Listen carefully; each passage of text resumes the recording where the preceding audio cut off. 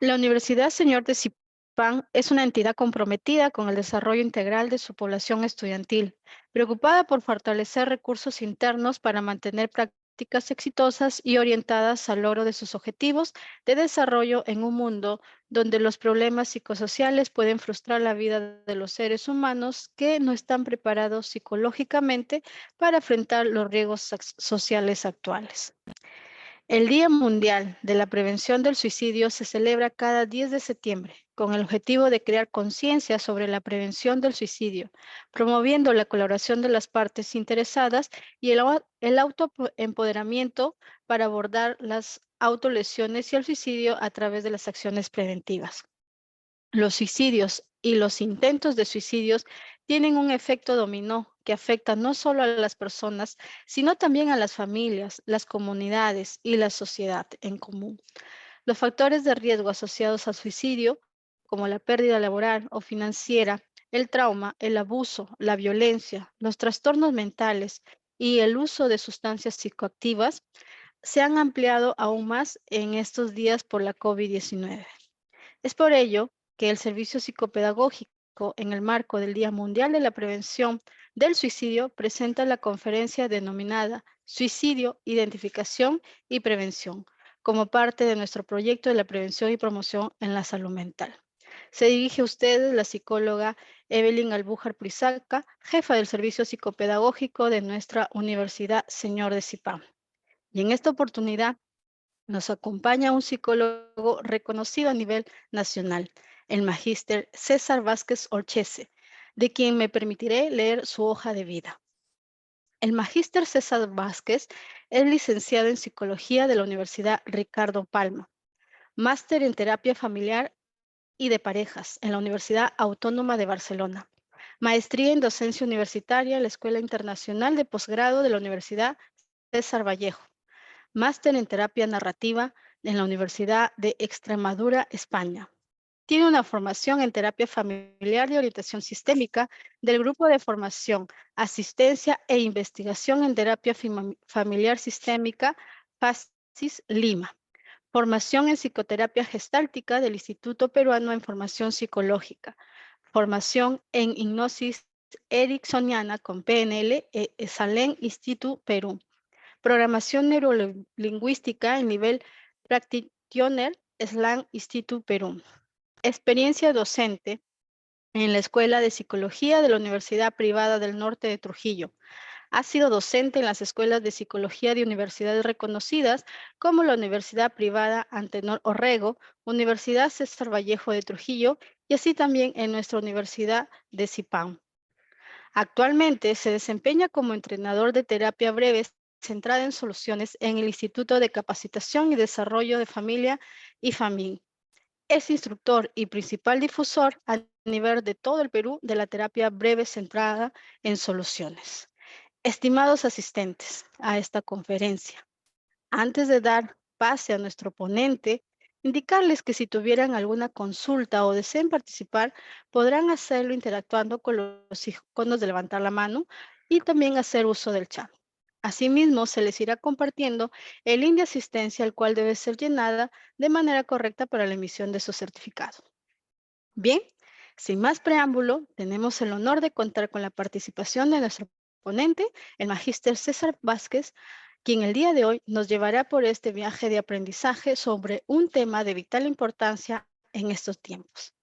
Magíster César, muy buenas tardes.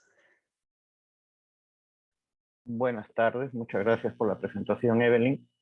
Quiero agradecerles a la Universidad Señor Zipán y al Departamento Psicopedagógico por la invitación para hablar de este tema.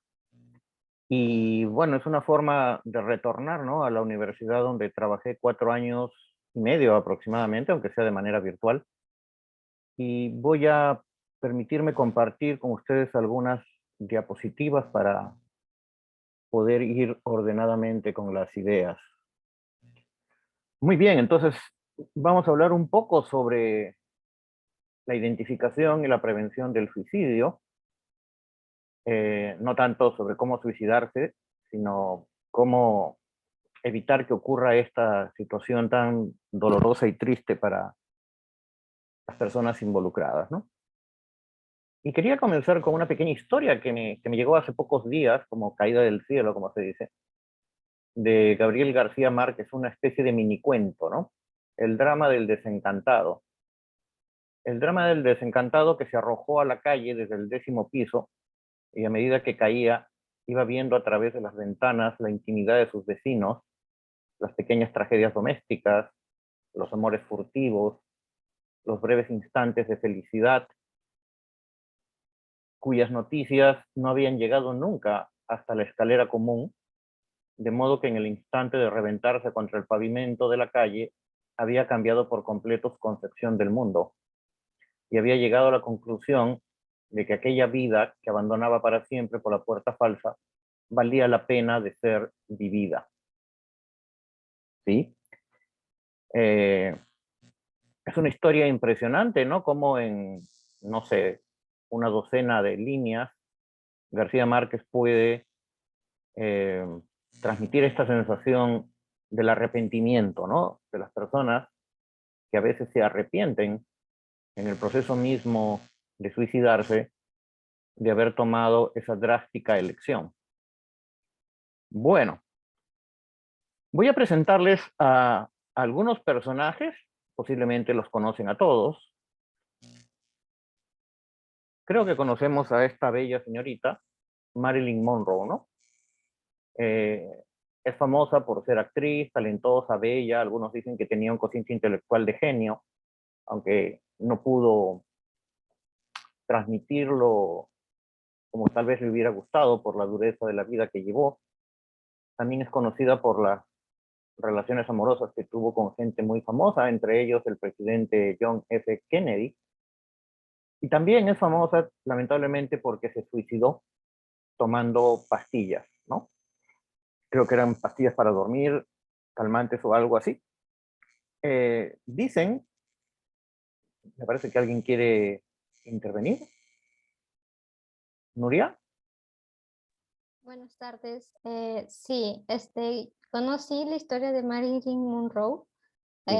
que se suicidó, que la encontraron muerta en su habitación Uh-huh. con unos medicamentos, pero no, nunca supe el por qué o qué medicamentos. Y bueno, yo soy una persona que va a terapia, psicoterapia y a psiquiatría Uh-huh. actualmente diagnosticada con trastorno limítrofe de personalidad. Y, también he intentado hacer eso, ese intento de suicidio, que con tomar unas 30 pastillas, pero lamentable, digo, pero no me funcionó, no llegué a morir, no sé, solamente sí me dormí unas como 2 días seguidos, pero no me dormí, digo, no Ya. me morí. Y nada más y quise comentarles eso. También Gracias. con psicóticos y con todos los medicamentos que tenía que juntaba a veces y no tomaba, pero tomármelos en uno solo. Y Ok. nunca. Disculpa que te interrumpa. Gracias por compartir tu experiencia. Creo que este es un gesto muy valiente y qué bueno que no te funcionó. Qué bueno. Eh, Muchas gracias, Nuria. Lo que quería también agregar en el caso de Marilyn es que algunos cuentan, no sé si eso es cierto, que parece que también se arrepintió, porque llegó a llamar a la policía, a avisar, ¿no? Que estaba mal. Lamentablemente, cuando los servicios de ayuda llegaron, ya era un poco tarde para ella. La encontraron con el teléfono en la mano, cuentan, ¿no? Bueno, les presento a otra persona, no sé si conocen a este caballero, Kurt Cobain. Kurt Cobain, ¿no es cierto? Él también es alguien que optó por quitarse la vida en un momento donde estaba, se puede decir, en la cúspide de su carrera. Sí, yo creo que ya era un músico junto con su banda Nirvana, bastante conocida, ¿sí? A este de aquí también de repente lo conocen, ¿no? Robin. Claro, Robin, ya se me fue el Williams. nombre. Sí, Robin ¿Perdón? Williams. Robin Robin Williams. Williams, claro, perfecto. Igual, una persona conocida, talentosa, graciosa, ¿no? Pero que atravesaba por una situación neurológica un poco complicada, que al parecer no le gustó el futuro que aparentemente le esperaba, ¿no?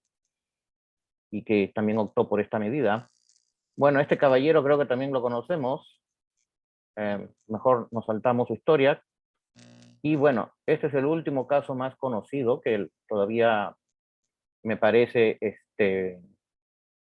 impacta en las conciencias de los peruanos. Creo que ya se tiene bastante claro que no se cayó ni se resbaló, porque nadie se resbala por el balcón a las 4 de la mañana, ¿no? Uno tendría que preguntarse qué hacía ahí a las 4 de la mañana. Tomando el fresco, no creo. Bueno, todas son personas que no estaban en una situación, bueno, salvo el expresidente, en una situación demasiado dramática. Bueno, Robin Williams también sí, por una cuestión de salud, pero todos estaban con una situación de éxito en su vida.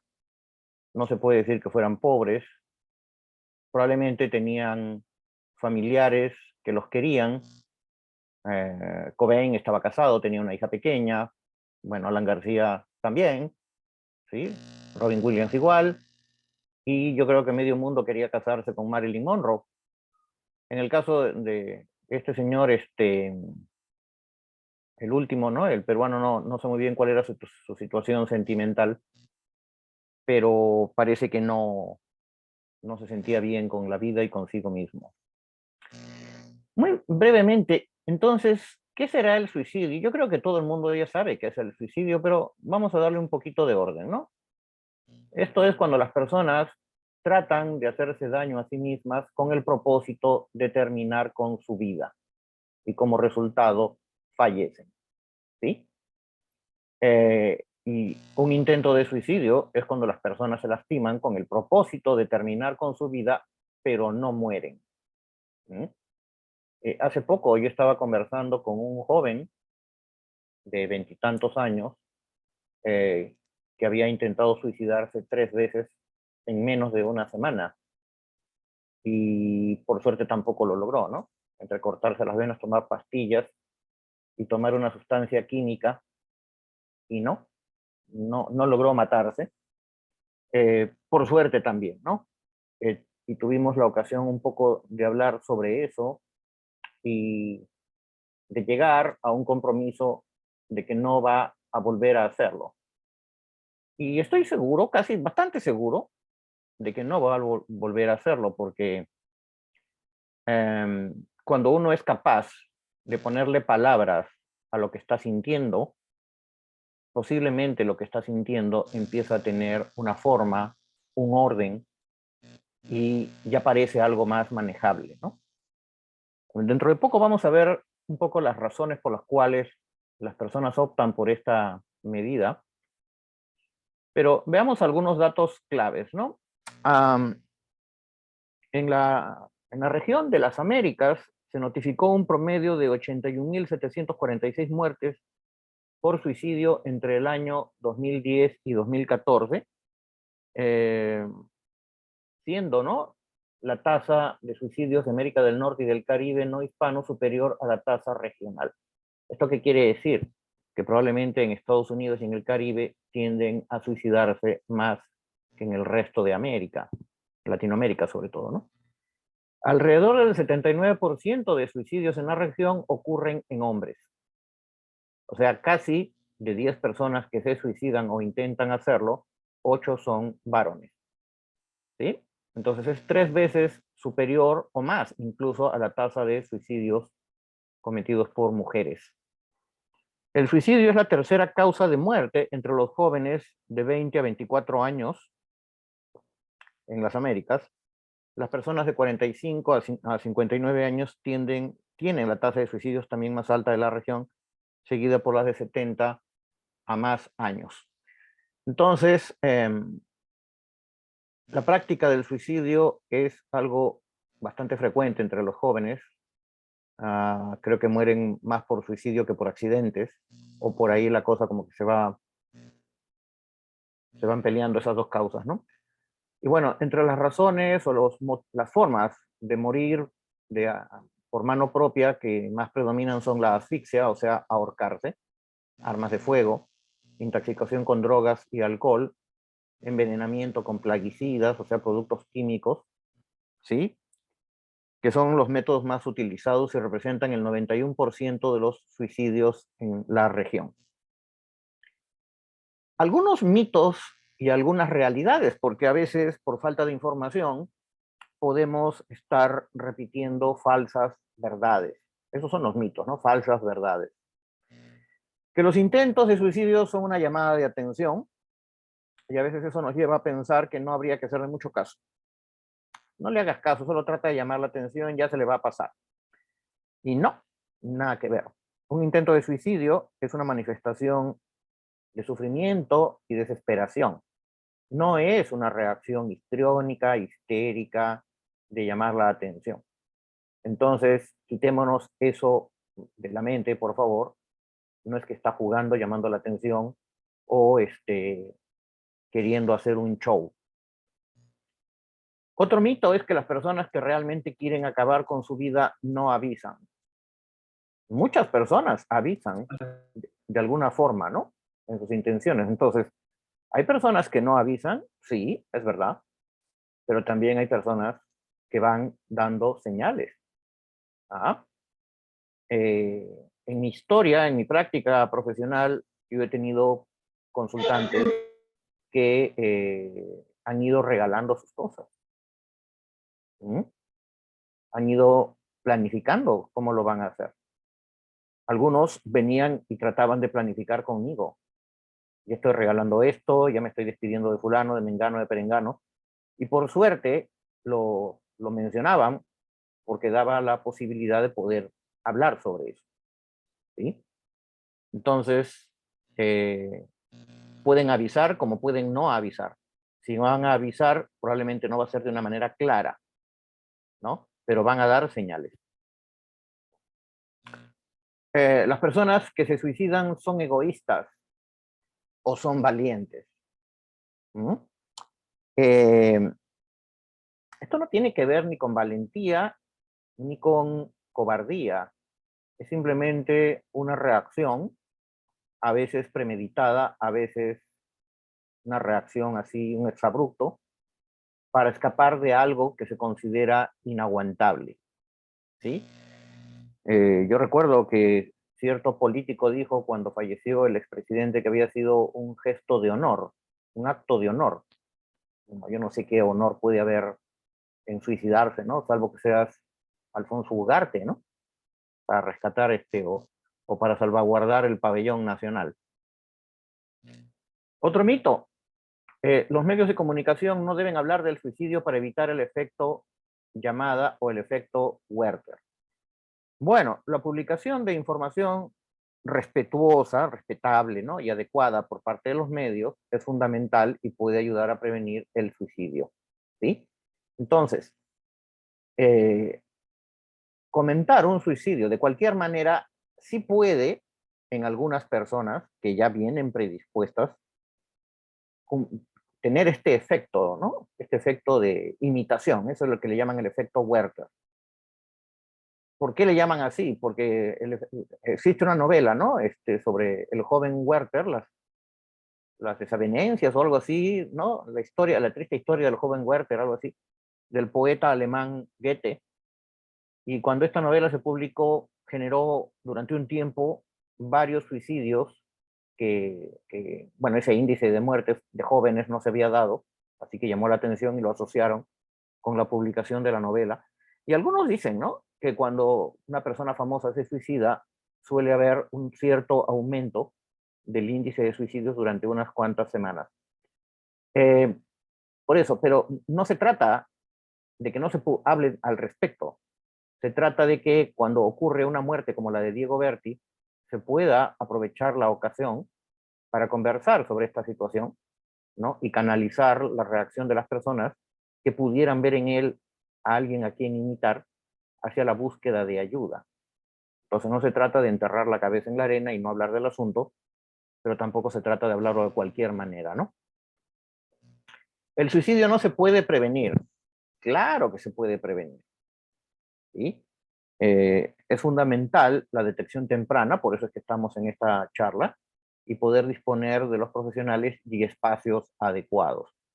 o en todo caso de alguien con la suficiente madurez y la suficiente capacidad de escuchar que pueda estar allí para la persona que está pasando por esta situación.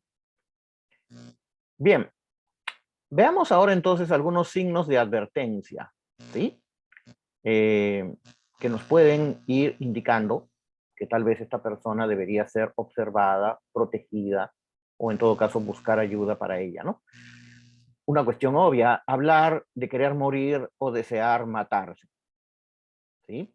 Entonces, si alguien me dice que se quiere morir, no es que me voy a asustar, no es que ya todo está consumado, como que es un suicida, pero debería llamarme la atención porque normalmente las personas no hablan de querer morir. Hablar de sentirse vacío o desesperado o de no tener motivos para vivir, ¿sí? Entonces, la desesperación, el no encontrarle razones para seguir viviendo, es un indicador que también debe llamarnos a prestar atención. El sentirse atrapado o pensar que no hay ninguna solución. Eso también. Recuerden ustedes que las personas se suicidan no por actos de honor, sino porque no encuentran cómo salir de una situación que les resulta intolerable. Sentir un dolor físico o emocional insoportable. Hace unos años, 2 o 3 años atrás, hizo noticia durante unos días la decisión de un señor de 104 años que se encontraba en perfectas condiciones de salud para su edad, que era un científico que pensaba, razonaba normal, no tenía ningún problema de Alzheimer ni de demencia senil, y salvo algún pequeño achaque que tenía, sin embargo, decidió suicidarse, ¿no? Era un científico en Australia, un biólogo que viajó hasta Suiza, porque en Suiza está legalizada la eutanasia, ¿no es cierto? Entonces este señor fue allí y se metió en alguna de estas clínicas de eutanasia o centros de eutanasia y dijo, bueno, yo ya tengo demasiada edad y ya quiero irme, ya me aburrí, ¿no? Bueno, eso es lo que reportaron, no sé si tendría algún otro problema por ahí. Y bueno, se suicidó. O sea, se aplicó la eutanasia, él solo. Sin embargo, la mayor parte de la gente que opta por esta decisión están sufriendo y ven, repito, el suicidio, la muerte voluntaria, como el único medio para escapar de eso. Puede ser una enfermedad física o puede ser una situación psicológica, ¿no? Hablar, perdón, aquí hay algo que no... Hablar de suicidarse, que supongo que quiere decir carga. Ah, perdón, no, está bien. Hablar de ser una carga para los demás, claro. Entonces, si una persona dice que se siente una carga, también, ¿no? Eso podría ser otra señal. Alejarse de los amigos, regalar posesiones importantes, ¿sí? Esa es una señal muy importante para mí, ¿no? Cuando empiezan a regalar cosas, sobre todo cosas que son muy apreciadas por ellos. Su ropa, su teléfono, ¿sí? Las cosas que ellos valoran, las empiezan a regalar. Decir adiós a amigos y familiares, empezar a despedirse, poner sus asuntos en orden, como hacer un testamento. Claro, hacer un testamento de por sí no es una señal, pero esto va asociado a otros indicadores, ¿no? Asumir riesgos que podrían resultar en la muerte, como conducir extremadamente rápido, personas que a veces empiezan a desarrollar una conducta extrema, una conducta muy peligrosa para ellos. De repente lo que están buscando es eso, ¿no? Generar un accidente donde ellos mueran. Hablar o pensar en la muerte con frecuencia. Bien. Obviamente, como dice el dicho, una golondrina no hace verano. Varios de estos indicadores son los que nos pueden poner en alerta. Nos deben poner en alerta, ¿sí? Otros signos, cambios extremos en el estado de ánimo, pasando de estar muy triste a sentirse muy tranquilo, ¿sí? O feliz. Hacer planes o formas, buscar formas de suicidarse, buscar, por ejemplo, métodos letales en línea, acumular pastillas, comprar un arma, ¿no? Si nosotros vemos que alguna persona conocida, un familiar, un ser querido, está buscando en Google forma de suicidio, eso debe ser una señal de alarma. Hablar de sentirse culpable o muy culpable o avergonzado, consumir alcohol o drogas con más frecuencia de lo habitual. Hay un escritor que a mí me gusta mucho, ¿no? Bukowski, ¿no? Y él comenta que tuvo una pareja que se encerró en un hotel y bebió licor hasta morir. Como el personaje de esta película Leaving Las Vegas, Dejando Las Vegas, Nicolas Cage creo que hace el personaje, que también optó por la misma actitud, ¿no? Beber y beber y beber hasta morir, como creo que dice cierta canción. Mostrarse ansioso o agitado, cambiar los hábitos alimenticios o de sueño, mostrar furia o hablar de buscar venganza, ¿no? Claro, y a veces suicidarse puede ser una señal de venganza porque sabe que otra persona va a sufrir. Bien, esas son algunas de las señales. Repito, no hay que asustarse con una, pero si se presentan varias, entonces hay que tomar cartas en el asunto. Entonces, ¿por qué se suicida la gente, no? Para no complicarnos mucho, es porque se sienten incapaces de. ¿De qué? Se sienten incapaces, no quiere decir que lo sean, ¿eh? Que se sienten incapaces de superar el dolor. Piensan que el dolor, que es insoportable, pues un dolor físico, un dolor emocional, no lo van a superar nunca. Se sienten en un pozo y optan por esa salida. No son incapaces de escapar de la tristeza. Por eso es que a veces las personas deprimidas se suicidan, porque se sienten muy deprimidas, muy tristes, ¿no? Tristeza no es sinónimo de depresión, pero la tristeza es un elemento clave de la depresión. Y a veces, porque no encuentran ayuda efectiva y piensan que esta situación va a seguir indefinidamente, pueden optar por esa salida. Que son incapaces de pensar claramente. Eso es lo que dicen que le pasó a Robin Williams, ¿no? Que por el tipo de demencia que él tenía, que es una demencia muy rara, ya no podía pensar con claridad, ya no podía aprenderse los guiones, ¿no? De los papeles que él tenía que cumplir en el cine, y pues simplemente ya no quiso continuar con su vida así. No pueden imaginar, son incapaces de imaginar un futuro sin sufrimiento, no lo pueden imaginar, se sienten atrapados, se sienten incapaces de tomar decisiones, se sienten incapaces de valorarse a sí mismas, incapaces de ver alternativas. Esta es una parte muy importante, ¿no? Cuando no puedes ver alternativas es que te vas a sentir en un pozo.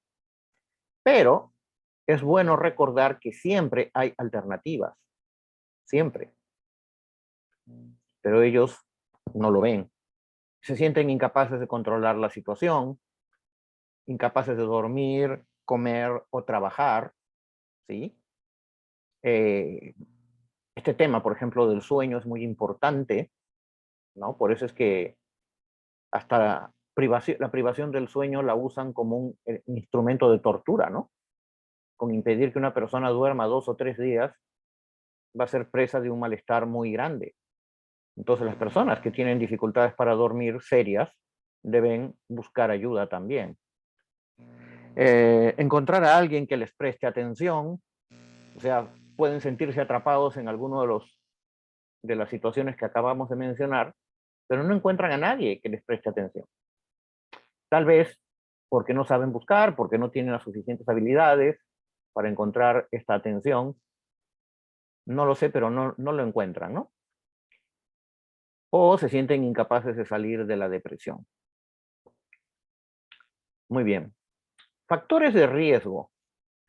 La depresión es un factor de riesgo y en general los trastornos mentales y el consumo de sustancias, el consumo de drogas sobre todo. El alcohol también. El alcohol es un depresógeno, ¿sí? En algunos tiene más efecto depresógeno que en otros. Mientras uno está alcoholizado, mientras la persona está alcoholizada, tal vez no se va a deprimir. Pero el factor depresógeno va a venir, el efecto depresógeno va a venir después. Otras drogas que tienen ese mismo efecto es la marihuana, ¿no? En algunas personas más que otras.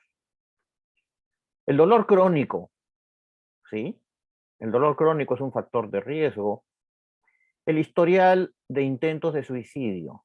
anteriores en la propia persona. O sea, una persona que ya ha intentado suicidarse antes tiene más riesgo que aquel que no lo ha intentado nunca. Sobre todo si esta persona que ya tiene un historial de suicidios, de intento de suicidios, está atrapado en esa situación, en una situación a la que no le encuentra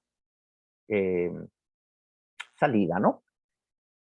¿Sí? Antecedentes familiares de trastornos mentales o de consumo de sustancias. No tanto porque la tendencia al suicidio sea algo hereditaria, los trastornos mentales no se heredan, aunque hay mucha gente que cree que sí, pero no se heredan. El factor que podría contribuir aquí, de que hayan antecedentes familiares de consumo de sustancias o trastornos mentales, es por el clima familiar que se puede haber creado, ¿no? O sea, una persona que vive o ha vivido o ha sido criada por alguien que consume sustancias, alcohol o que tiene una alteración mental significativa, probablemente ha tenido muchas situaciones difíciles en su vida, ¿no? O las está teniendo. Antecedentes familiares de suicidio, el caso de Diego Berti, ¿no? Se sabe que su padre también se suicidó. Insisto, no porque sea una cuestión de riesgo, de transmisión genética, sino porque puede ser un efecto de modelo, ¿no? O sea, puede servir como una especie de ejemplo. No es el único factor, pero podría estar ahí presente. Exposición a violencia familiar, incluido maltrato físico o abuso sexual, también. El índice, ¿no?, de personas que intentan suicidarse es un poco mayor en las personas que han sufrido abuso sexual en la infancia que las personas que no lo han sufrido. Porque el abuso sexual en la infancia suele dejar muchas huellas, y si esto no ha sido tratado, pues es un factor estresante que está allí permanentemente, ¿no? Como un trauma.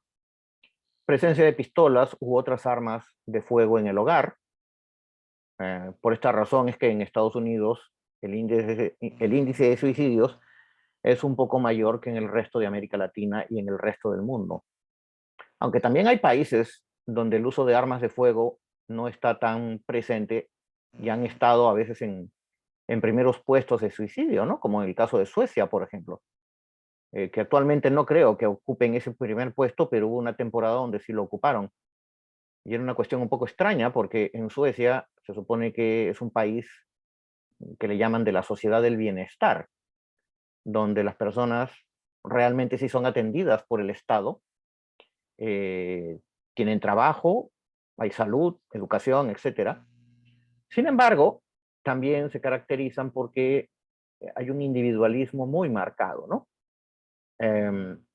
Hay una película que habla mucho de esto que se llama la teoría sueca del amor, ¿no? La teoría sueca del amor, donde se habla de cómo es que a partir de los años 50, 60, como una cuestión de política del gobierno, se empezó a fomentar el individualismo. Y lamentablemente tuvieron éxito. Por eso más o menos la mitad de los adultos mayores en Suecia viven completamente solos. Y la soledad no es un buen aliado. Libertad reciente de un reclusorio o una cárcel, más aún si es que estas personas salen y no encuentran apoyo social, familiar, etcétera, ¿no? Hay una película interesante también, disculpen que cite tanto cine, pero el cine a veces da buenos ejemplos. Sueños de libertad, creo que se llama, con Morgan Freeman y otro, Tim Robbins, creo que también se llama el otro actor. Y ahí se ve, ¿no?, la historia de un señor que pasó como 50 años preso y cuando salió empezó a trabajar, pero no le encontró sentido a su vida y se terminó colgando, ¿no? Exposición, ya sea directa o indirectamente, a comportamientos suicidas de otros, como de sus familiares o compañeros o de alguna celebridad. Bien. Hablemos un poquito de los niveles de riesgo. Podemos encontrarnos personas que hablan de suicidarse, pero no hacen ningún planteamiento de la acción. O mejor dicho, no hablan de suicidarse y tampoco lo proponen, pero como que la idea está allí, ¿sí? Después hablan del deseo de morir, pero de una manera indeterminada. Ya hay un riesgo, ¿sí? Pero aparentemente no es un riesgo tan grande que cuando una persona te dice que quiere morir y te va diciendo cómo más o menos lo piensa hacer. Yo recuerdo el caso de un amigo, ¿no? Que ya tenía planeado qué tipo de medicamento iba a tomar, porque ese medicamento le iba a generar un paro cardíaco, se iba a ir a un hotel, ¿no? Porque no quería que lo encuentren muerto en su casa, iba a dejar una carta, o sea, estaba haciendo todo un plan para que después de unos días, o unas horas, no sé, su familia descubra esta carta y lo vayan a buscar al hotel donde iba a estar, etc. O sea, lo tenía fríamente calculado, ¿no? Entonces, eso a mí me alarmó, estoy hablando de hace más de 30 años, y prácticamente de la oreja lo llevé a buscar ayuda psicológica, ¿no? Porque como ustedes saben, los psicólogos no podemos atender ni a familia ni a amigos. Y además lo que él necesitaba también era una ayudita psiquiátrica. Y un plan suicida concreto. En esta situación indica un alto riesgo de suicidio. Perdón, el anterior era no planificado, un método específico pero no planificado, y aquí ya mucho más planificado. O sea, mi amigo correspondía a este tercer nivel. Bien. ¿Qué cosa debe saber una persona que tiene pensamientos suicidas o las personas que viven con ellos, ¿no? Que no está sola, debe saber que no está sola, debemos hacerle entender eso, ¿sí? Que los pensamientos suicidas normalmente están asociados con problemas que pueden resolverse, mayormente pueden resolverse, salvo que se trate de una enfermedad degenerativa, bueno, pero por lo menos puede tratarse, ¿no? Puede haber un paliativo. Pero en la mayoría de los casos pueden resolverse. Pero en el momento donde ellos se encuentran, ¿no? Piensan que no. Se sienten desbordados y piensan que no, todo lo ven oscuro. Las crisis de suicidio suelen ser pasajeras. Deben saber que suelen ser pasajeras. Esta persona que les comentaba que en una semana trató de suicidarse 3 veces, conversando me dijo que ya en ese momento no tenía esos deseos ni ese pensamiento. Como que su noche particular ya estaba pasando y estaba empezando a ver, como él mismo me dijo, ¿no? La luz al final del túnel. Hacía 3 semanas, cuando ocurrieron estos intentos de suicidio, para él el túnel no tenía, pero ni un puntito de luz. Ahora sí lo tenía. Y eso le hacía sospechar que iba a salir de esa situación. Bien, los problemas rara vez son tan graves como parecen a primera vista. No quiero con esto minimizar la situación por la que pasan las personas, pero a veces las cosas no son tan graves como uno piensa. Puede que sean graves, pero no tanto. Las razones para vivir ayudan a superar momentos difíciles. Entonces, esa persona va a encontrar razones para vivir o va a retomar las razones para vivir que tenía. ¿Sí? Muchas veces un suicidio ocurre en medio de una crisis. ¿Y qué cosa es una crisis? Una situación existencial, o sea, de la vida, pero sobre todo una situación cognitiva, o sea, del pensamiento y emocional, donde uno cree que la vida, tal como la conoce, se acabó. Es como llegar al final de las vías del tren. Ya se te acabaron los rieles y tú no ves continuidad. No ves. Tampoco ves posibilidades de generar continuidad. Entonces esas personas piensan, ¿y ahora qué sigue? ¿Sí? Y sin embargo, sí van a continuar. Van a continuar. Pero en ese momento no lo ven. Entonces, eso es una crisis. Una crisis no es tener necesariamente, ¿no? Un ataque de llanto con convulsiones y gritos desaforados. Eso es una crisis emocional. Pero una crisis existencial es cuando tú sientes, tú crees que tu mundo se acabó y ya no le ves continuidad. Y en esos casos, ¿qué es lo que debe hacer la persona? Pues nada. buscar ayuda, nada más. Pedir que la protejan. Pedir que la protejan de ella misma incluso.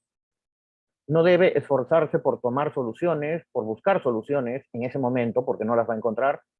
No debe tratar de tomar decisiones que tal vez, de las cuales tal vez se va a arrepentir en unos días. En lo posible, mejor quedarse allí, buscar ayuda, ¿no? Y esperar a que las cosas se calmen. Y probablemente, cuando empiece a amanecer, va a poder empezar a ver las alternativas que ahora no ve. ¿Sí? Recordar, es importante, que no es beneficioso actuar de forma impulsiva y que con el tiempo el pensamiento del suicidio desaparecerá. Lo más importante es abrirse a los demás y comunicar sus pensamientos en quien confíe, en algún profesional de la salud. Mantener a mano una lista de personas con las que pueda hablar cuando tenga pensamientos suicidas. Tener a la mano un listado de servicios que atiendan en estas situaciones, ¿sí? Yo recuerdo cuando era niño, existía un servicio que se llama La Voz Amiga, ¿no? Te daban un número de teléfono y siempre ibas a encontrar a alguien allí que pudiera escucharte, ¿no? Llegar a acuerdos con personas cercanas para llamarlas en casos de que intente autolesionarse, y dele a su terapeuta, ¿no?, los datos de un amigo, un familiar u otra persona que la pueda ayudar.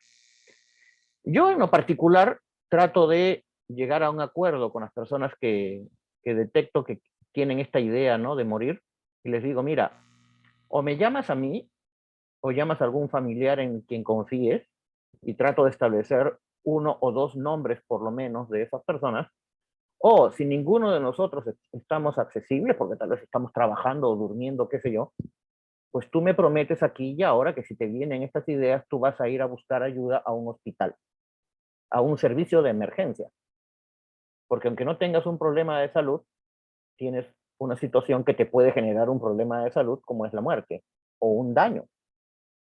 Y tú vas a ir a ese servicio y le vas a decir a las personas que estás teniendo estos pensamientos y que quieres que te den algo para calmarte, ¿no? Y generalmente estas personas se comprometen y lo hacen, ¿no? ¿Todavía disponemos de tiempo? No sé de cuánto tiempo disponemos. Sí, todavía, Magister. Ok.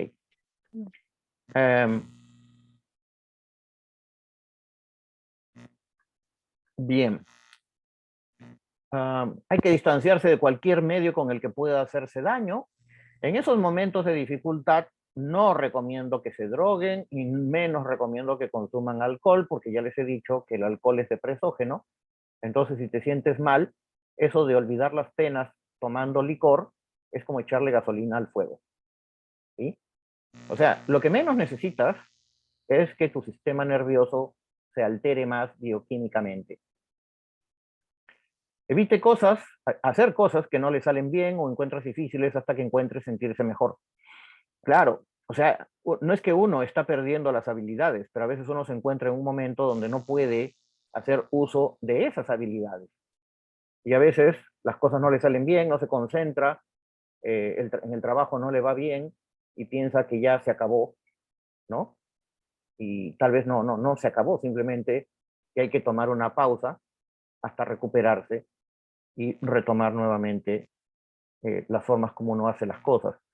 Planificar actividades diarias, escribirlas y ponerlas en un lugar visible, actividades que sean favoritas, actividades que uno sabe que aunque no lo hagan sentir bien, por lo menos lo van a ayudar a pasar el rato, a tranquilizarse, ¿sí?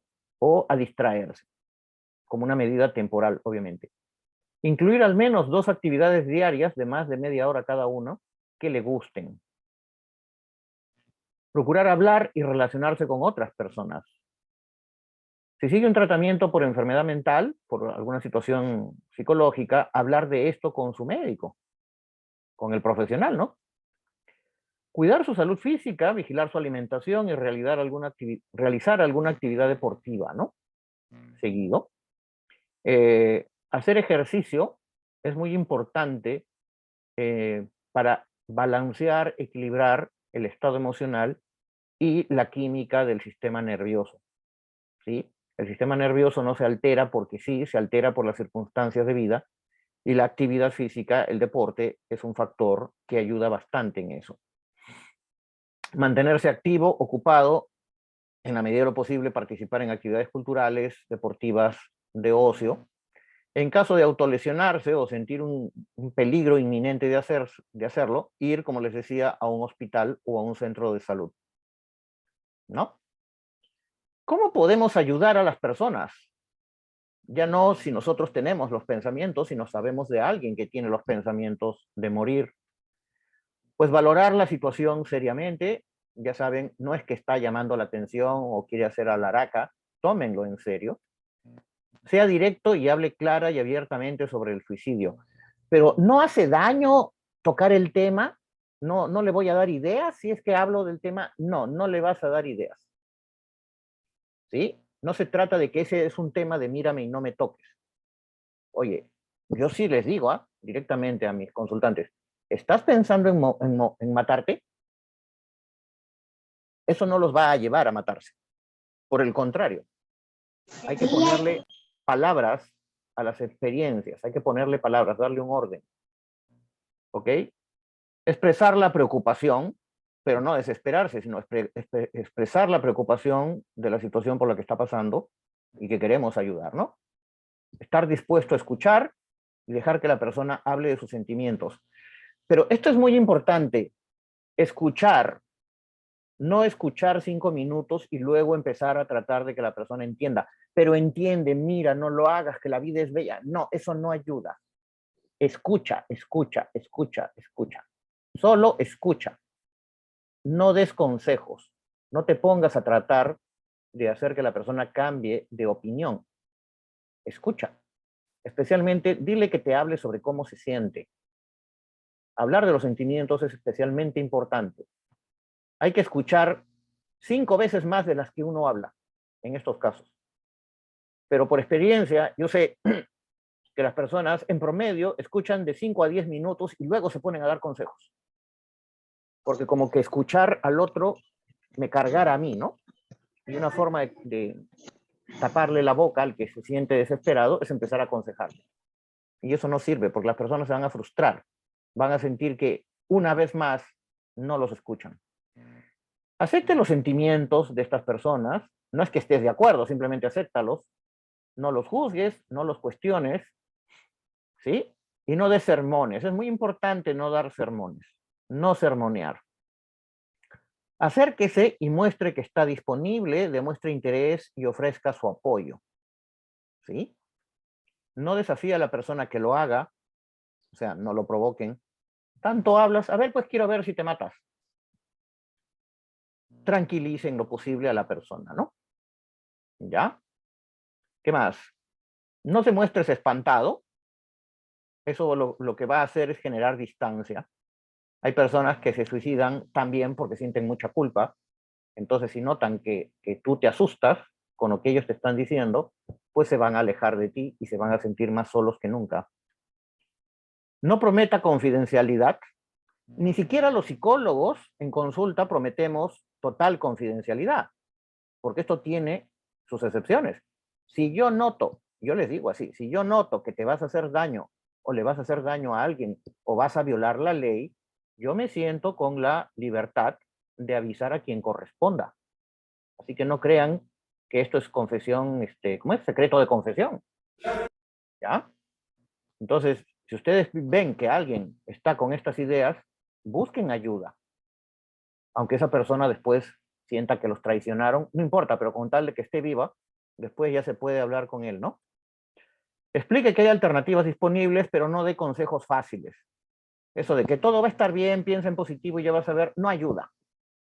Ya hay un montón de memes, de repente ustedes los han visto por ahí en las redes, ¿no? Oye, estoy preocupado. No te preocupes. Ok, no me preocupo. Como si fuera tan fácil. Escuchar sí, pero no dar consejos. Adopte medidas prácticas, por ejemplo, retiren las cosas alrededor de la persona que podrían servir para hacerse daño. No dejen por ahí olvidado pues una lata de baigón, ¿no? En lo posible, vigilen las ventanas y si es necesario no se le despeguen a la persona hasta que ya esté bajo ayuda. No la dejen sola en lo posible, aunque tampoco se pongan demasiado controladores. Buscar ayuda profesional, sobre todo si ya hay antecedentes familiares. Involucrar a otras personas significativas. En ese momento lo que la persona necesita es estar rodeada de gente que ella siente que la quiere, que la puede sostener y que la va a sacar, la va a ayudar a salir de ese pozo en el que se encuentra. Bien, no sé si hasta aquí de repente podemos parar la exposición y ver qué preguntas tienen o comentarios. No sé si están de acuerdo. Sí, a ver, de los participantes que nos acompañan, ¿tienen alguna consulta, alguna inquietud que en estos momentos podría... Valerie, te escuchamos. Luego Sí, buenas Nicole. tardes. Muy interesante todo lo que ha expuesto el magíster. Quería hacerle la pregunta, porque me queda una duda, si en la terapia breve centrada en las soluciones es bueno, o sea, es bueno aplicar ese tipo de terapia en una persona que tiene estos pensamientos nada más, no que ha tratado, pero que tiene pensamientos suicidas. No solo es bueno, bueno, va a parecer que estoy llevando agua para mi molino, y en parte sí, pero en parte no. No solo es bueno, es de lo mejor que hay, porque en la terapia de soluciones no vamos a estar induciendo a la persona a que rebusque en su herida entre comillas, ¿no? En su herida psicológica. Si la persona quiere hablar de eso, vamos a escuchar, obviamente. Pero lo más importante, lo que yo creo que hace una ventaja comparativa con otras formas de terapia, es que vamos a invitar a la persona a pensar en lo que por sí sola le está resultando difícil pensar. ¿Y qué cosa es eso? El futuro. El futuro sin el problema, el futuro sin el dolor, el futuro sin el sufrimiento. A pensar en el futuro que la persona quiere tener. Y si somos lo suficientemente hábiles como para hacer las preguntas adecuadas que lleven a la persona a pensar en ese futuro, entonces ya estamos abriendo una brecha en esa especie de círculo, de cerco oscuro donde la persona se encuentra. ¿Sí? Entonces, a mí me parece que es una de las terapias más útiles en este tipo de situación. Aunque algunos que no la entienden muy bien podrían pensar, pero es demasiado optimista. Las personas necesitan llorar, necesitan quejarse. Sí, claro, y nadie ha dicho que no lloren o se puedan quejar en la terapia de soluciones. La diferencia es que no se van a quedar ahí. ¿Sí? Y además, también vamos, en la terapia de soluciones lo que hacemos es buscar por los recursos de la persona.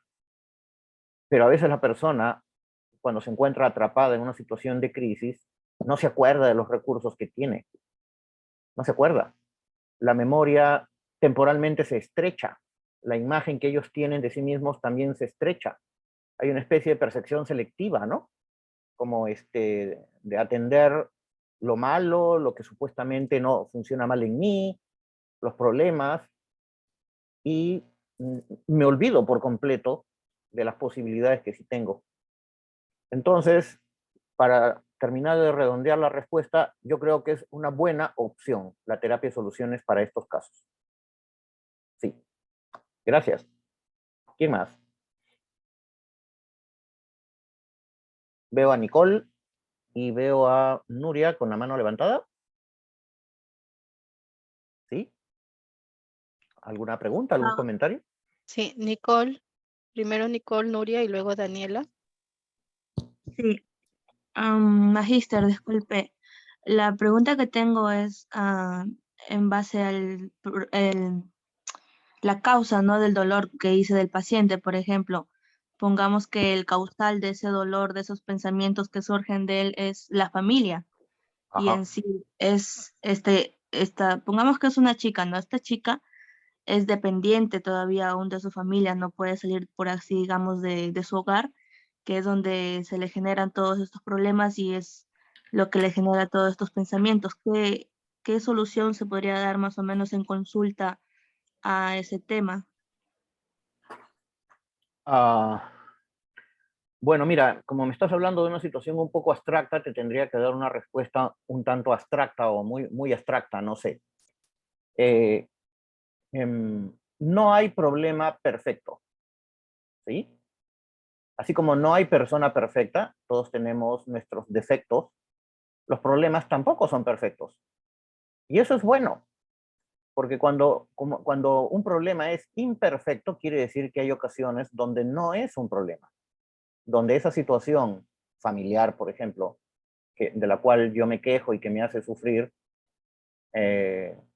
tiene momentos donde no me hace sufrir. Y la idea es que tratemos de identificar qué es lo que hace esa persona que sigue viviendo en esa familia, en esos momentos donde no sufre, o por lo menos sobrelleva la situación. ¿Sí? Eso es lo que nosotros en la terapia de soluciones llamamos identificar estrategias de afrontamiento.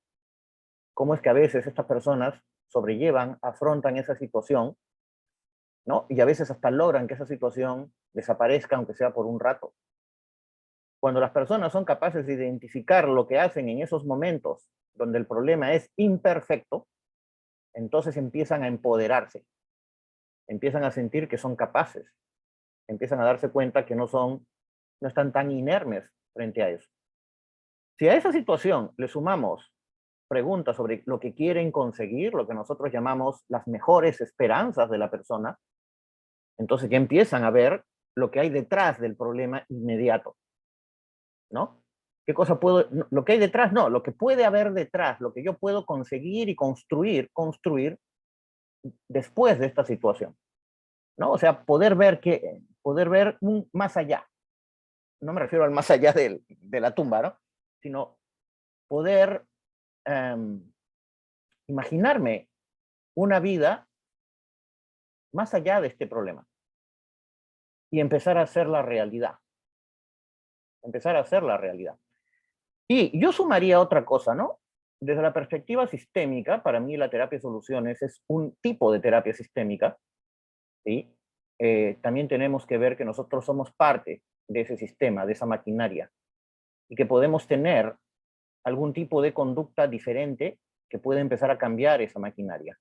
Por ejemplo, si yo estoy en una situación de conflicto permanente con mi padre, con mi madre, con mi pareja, podemos tomarlo como un juego de tenis, como un juego de vóley, ¿no?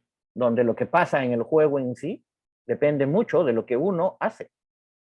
Uno puede cambiar su forma de jugar en una relación con su padre, con su madre, sus hermanos, su pareja, sus amigos, su jefe incluso, y hacer que el otro también juegue distinto. O sea, esa dinámica de ida y vuelta, que es la relación, la interacción, puede ser cambiada por uno de los participantes. Y ese participante puede ser la persona que acude a la terapia, ¿no? ¿Sí? No sé si he podido llegar a ser claro, pero son algunas ideas que podría transmitir ahorita, ¿no? Gracias, Nicole. Sí, muchas gracias. Bien, continuamos con Nuria, por favor. Sí, buenas tardes. Quería hacerle la pregunta al psicólogo César.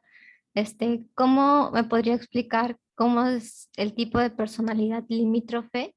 Ya que me recomendaron que lea libros para poder comprenderme y entenderme para saber si algún día llego a dejar mi medicación.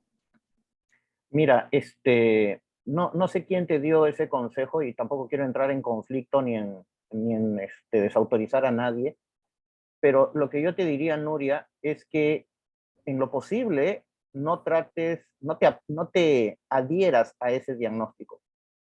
Un diagnóstico es una mala costumbre de la psiquiatría y de la psicología, porque un diagnóstico es reducir a la persona a un rótulo.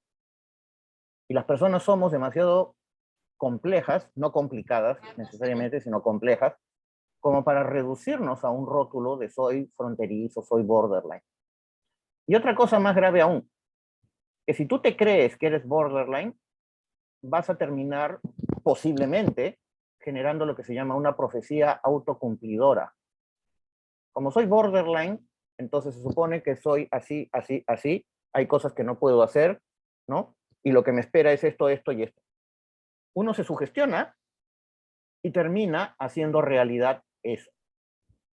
Entonces, no sé, yo no quisiera contribuir, dar una raya más al tigre de contribuir a que te diagnostiquen de eso. A mí no me gustan los diagnósticos y no No es soy que un me irresponsable. dieron, no me dieron el diagnóstico, sino es ya por el tiempo de que llevo y entonces es como que me dijeron, tú tienes una personalidad diferente al resto y que leamos sobre eso, ¿no? O sea, cómo podría Mira, encajar con no, los no demás. te lo recomiendo. No te lo recomiendo. Este, ¿qué edad tienes? Disculpa la indiscreción, si es que se puede decir. 20. Ya, 20 años, tienes toda la vida por delante. Entonces decir que ya llevas mucho tiempo en una situación, mucho tiempo que es, en el peor de los casos, 10 años, y estoy exagerando. Y estoy exagerando. Llevo desde los 12 años autolesionándome Ya. No, y no, no. No es demasiado tiempo, y eso no define nada. Por favor, mejor no busques información sobre eso. No va a hacerte bien. Busca información sobre cómo salir de ese tipo de práctica. O sea, eh, en lugar de decirte cómo salir del laberinto o darte señales, te están pidiendo que te metas más en el laberinto. No te va a hacer bien. Porque los que hacen terapia, ¿sí? Sobre todo los que hacen terapia en el siglo XXI, porque algunos se han quedado en el siglo XX, tratan, ¿no?, de deshacer los diagnósticos que otros han generado en las personas. Vienen pasa, autodiagnosticadas o diagnosticadas. pasa también Disculpa. que como usted dice que es el clima familiar, ¿no? En el clima familiar, en mi caso, no tengo apoyo familiar y ellos ni siquiera van a mis terapias ni me acompañan, nada, y pues solo estoy yo sola. Encima Sí, me preguntan que, o sea, son imaginaciones mías, que quiero hacerme daño, que no sé qué, o que quiero llamar la atención y así. ok, pero eso no tiene que ver necesariamente con que tú tengas un tipo de personalidad X, Y o Z. O sea, en- mira, No, de me refiero repente, por lo que yo me quise hacer daño ya varias veces. O sea, sí, ya, eso lo entiendo, Nuria. Pero tal vez lo que te conviene es buscar un terapeuta bien entrenado, ¿sí? Que te ayude a buscar alternativas y soluciones a futuro y que te ayude a darte cuenta cómo es que has llegado a los 20 años estando viva, aunque no te sientas bien. Cómo, cómo a pesar, cómo a pesar de las situaciones que estás pasando, tú todavía estás entre nosotros. Porque tú estás viendo sin querer, y no te estoy culpando por eso, y de repente están contribuyendo a eso las personas con las que has estado trabajando, el vaso medio vacío y no medio lleno. ¿Sí? Entonces, yo prefiero no ahondar en el tema de los trastornos de personalidad porque para empezar, ni siquiera estoy muy convencido que eso que llaman personalidad exista. Y con esto voy a escandalizar a medio mundo de repente. ¿Sí? El concepto de personalidad no es muy útil y el de trastorno de personalidad menos aún.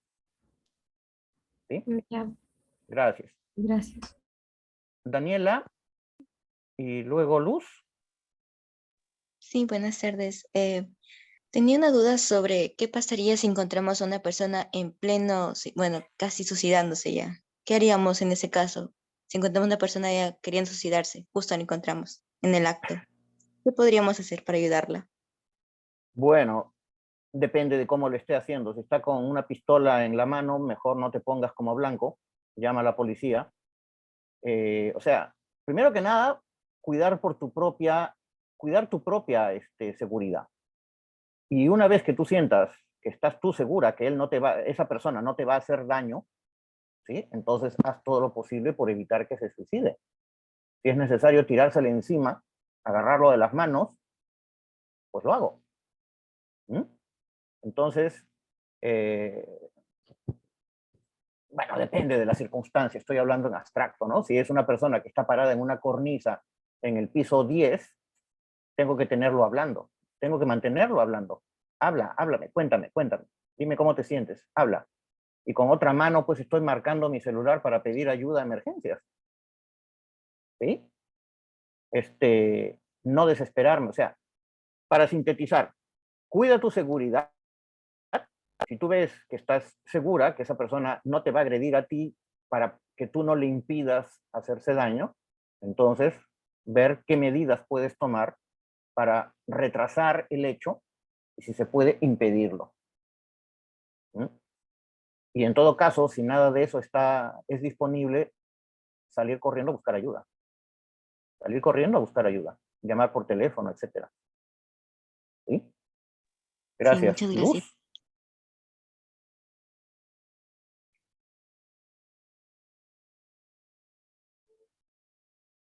¿Algún comentario, Luz? ¿No?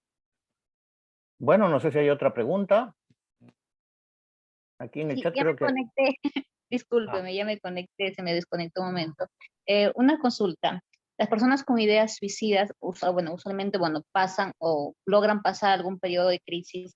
Mi pregunta es por qué a pesar de que muchas de ellas reciben terapia, son recurrentes, o sea, en alguna otra dificultad que tengan en las que no vean esta salida, otra vez vuelven a reincidir, o en qué está fallando la terapia, o cómo podríamos nosotros abordarlo, porque sí he visto casos que tienden a recurrir en estos actos, en estos pensamientos. Sí, bueno, es que cuando hablamos de terapia tendríamos que ponernos a pensar cuál de las más de 600 tipos de terapia estamos hablando. ¿Sí? Porque no existe la terapia, existen más de 600 tipos de terapia. Y no todas las terapias son necesariamente igual de eficaces, ¿no? Entonces, por ejemplo, una terapia que se dedica a indagar en la historia de la persona para tratar de encontrar supuestamente la causa de sus problemas, no es de mucha ayuda. Quiero conocerme, quiero conocer el por qué me pasa esto, no es de mucha ayuda. Yo diría incluso que es hasta más dañina que otra cosa, porque solamente estás iluminando el problema, profundizando el problema, no se sale de un pozo cavando más, ¿no? Entonces, quiero conocer en profundidad de dónde viene esto. Cada vez más profundo tu pozo, pues. Eso por un lado, ¿no? Entonces, una terapia efectiva es aquella que como resultado lleva a que la persona se empodere. Cuando la persona logra identificar los recursos que posee, no los recursos que el terapeuta le pasó, porque nosotros no le vamos a pasar ningún recurso a la persona, pero sí vamos a preguntar, vamos a indagar por los recursos que esta persona tiene, esa persona se empodera, se siente capaz, se siente no es que se sienta pues una X-Men, ¿no?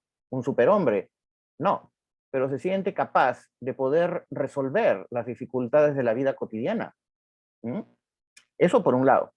Por otro lado, muchas veces la terapia tiene puerta giratoria. Las personas pueden sentirse con el derecho y la libertad de entrar y salir cuando lo estimen conveniente.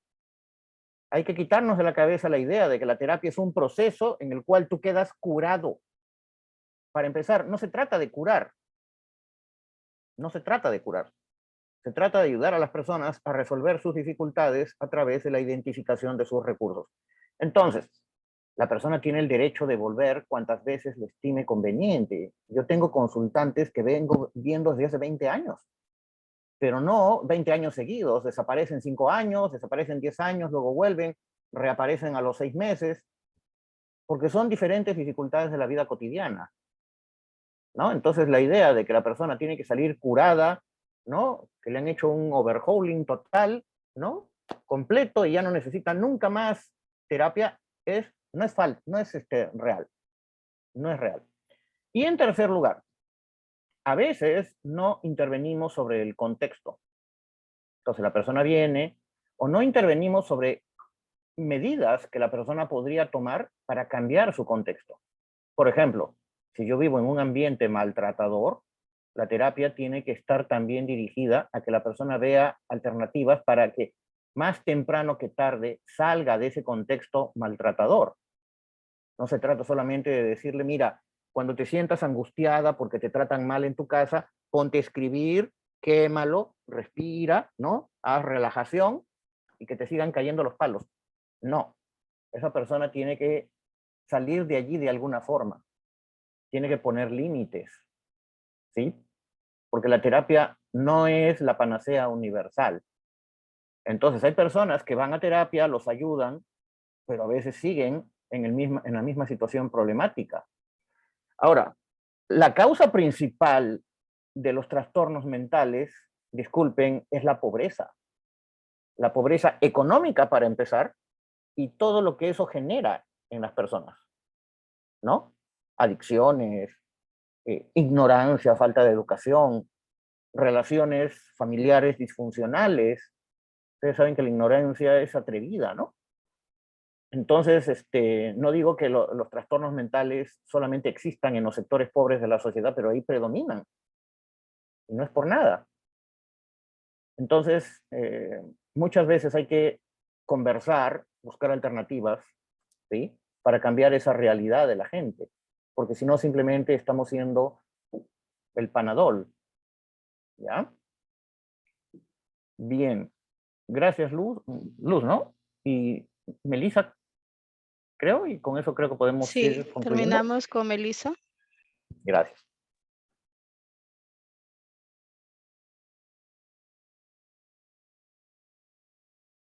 Sí, Melissa. Bien, si no estuviera Melissa presente. Sí, ahí estamos. Bien, Melissa, ¿Sí? te ¿Me escucha? escuchamos. Sí, perfecto.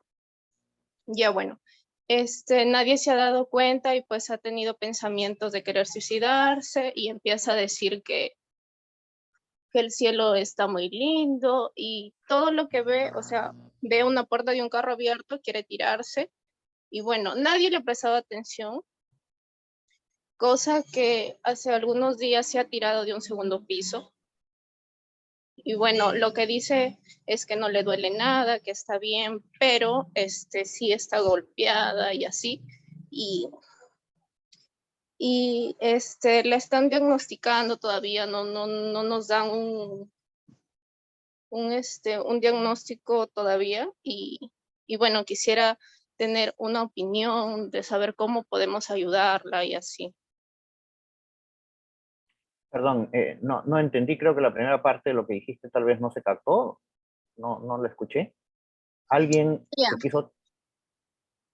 Sí, le comentaba que tengo un familiar pues que ha estado teniendo pensamientos así de querer suicidarse, pues no, y como que nadie le prestaba atención y recientemente se ha tirado de un segundo piso. Y bueno, y ella dice que siempre ve el cielo, que es el lindo, que quiere ir arriba, cosas así, pues, ¿no? Y actualmente está la están llevando al doctor y están viendo qué hacer, pues, ¿no? Cómo ayudarla y quería saber si usted también podría darme una opinión de cómo poder ayudarla. Bueno, mira. Porque todavía no nos dan un diagnóstico, pero ella como que todavía habla incoherencias y es pues, ¿qué le digo? Es una persona profesional y ha pasado esto así de un momento a otro y bueno, no sabemos el por qué. Mira, no te puedo dar un consejo así concreto porque no conozco la situación, pero tú me dices que ya está recibiendo ayuda. Si le van a dar un diagnóstico es porque está recibiendo ayuda, ¿verdad?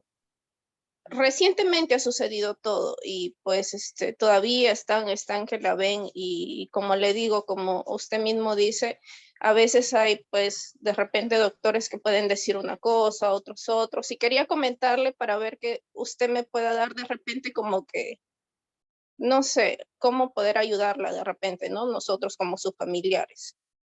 Bueno, mira, es una situación, por lo que entiendo, nueva, intempestiva. Hay algo que puede sonar raro, pero yo diría que esta situación ya no es la misma. Ustedes ya saben que puede ocurrir. Entonces, la familia, quienes la rodean, a esta persona, quienes la quieren, ya saben esta situación, es información que tienen. Entonces, por ahora, hasta que se restablezca, hasta que deje de hablar incoherencias, hasta que de repente su pensamiento esté más claro, más lúcido, porque tal vez no lo está, ¿sí? Claro. Entonces, tienen que estar al lado de ella, no perderla de vista en ningún momento, aunque eso temporalmente la sobrecargue a la familia. Ojalá que exista la posibilidad de que la puedan vigilar y cuidar. A esto le llaman el chaleco, ¿cómo le llaman? El chaleco humano, ¿no? O sea, como ese chaleco que a veces se usan en algunos hospitales psiquiátricos, ¿sí? Donde tienen a la persona amarrada, ya. En lugar de ponerle un chaleco así, para que no se haga daño, ese chaleco lo puede constituir la propia familia, ¿no? Entonces, en situaciones como esta, es que la familia tiene que movilizarse. De repente es, no sé, esta persona y su mamá anciana. Ya, tal vez la mamá Claro, anciana sí. no puede cuidarla porque está anciana, pues necesita que la cuiden a ella. Pero de repente sí se puede movilizar a otras personas, a amigos, a familia, tal vez no la familia nuclear, primos, tíos, etc. Hay que movilizar al grupo social en torno a esta persona para generar este chaleco de protección humana y no dejar de lado a la ayuda profesional. Básicamente, en este caso, posiblemente se trate de que esta persona ha pasado por una situación de crisis muy grande o tal vez está pasando por un episodio psicótico, ¿sí? Y a veces las personas que se autoagreden también pueden estar pasando por una situación psicótica, delirante, ¿no? Pensamientos delirantes, que de repente una voz que les dice, tírate, y se tiran. Pero no es porque sean Claro. suicidas depresivos, sino porque su problema es de otra índole, ¿no? Como le digo, ella ve el cielo y dice que el cielo está hermoso, que quiere ir allá arriba y todo lo que ve, sea un auto, abre la puerta y quiere tirarse. Se sube a un Ya. último piso y quiere tirarse. O sea, todo lo que sea de tal forma que, como, bueno, supuestamente pueda ir al cielo, lo hace. Bueno, entonces de repente, por la información que me das, a mí me suena que va más por ese lado, ¿no? Tal vez está pasando por una crisis psicótica y curiosamente yo creo que tiene mejor pronóstico porque va a necesitar medicación durante un tiempo, pero repito, va a necesitar también terapia y el apoyo de la familia, ¿ya? Bueno, Melissa, gracias por tu pregunta y gracias a todos por su asistencia, por su participación, tanto en el micrófono como por el chat. Y no sé, los dejo para que cerremos. Sí, estimado magíster. Primero agradecerle por esta interesante y muy nutrida ponencia que usted nos ha brindado el día de hoy.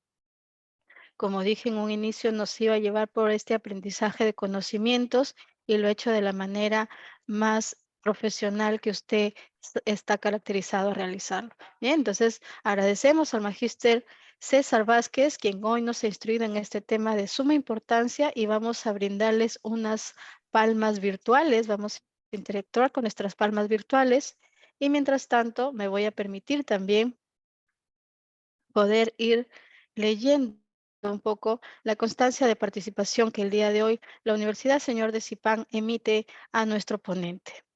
La Universidad Señor de Zipán, a través de la Dirección de Bienestar Universitario y Seguimiento al Egresado y el Servicio Psicopedagógico, otorga la presente constancia a César Enrique Vázquez Olchese, quien ha participado como ponente en la conferencia de Suicidio, Identificación y Prevención, realizada el 9 de septiembre del presente, en el marco del Día Internacional de la Prevención del Suicidio, a cargo del Servicio Psicopedagógico de nuestra universidad. Pimentel, septiembre del 2022. Firma la doctora Carla Giovanna Morales Guamán, directora de Bienestar Universitario y Seguimiento al Egresado de la Universidad Señor de Zipán, y quien les habla, la magíster Marta Evelyn Albujar Purizaca, jefa del Servicio Psicopedagógico de nuestra universidad. Bien, entonces quedamos muy contentos y agradecidos por su participación el día de hoy. Estimado ponente, el presente constancia se le hará llegar a su correo. Bien, entonces muchas gracias participantes que el día de hoy se Muchas dieron gracias. cita para aprender un poco más de este tema y recordarles que el servicio psicopedagógico viene realizando las diferentes actividades de promoción y prevención en la salud mental a través de charlas, talleres y conferencias como la que el día de hoy hemos realizado. Recordarles que tienen que llenar su lista de asistencia para otorgarle las constancias de participación debidamente con sus datos llenados y también les agradecemos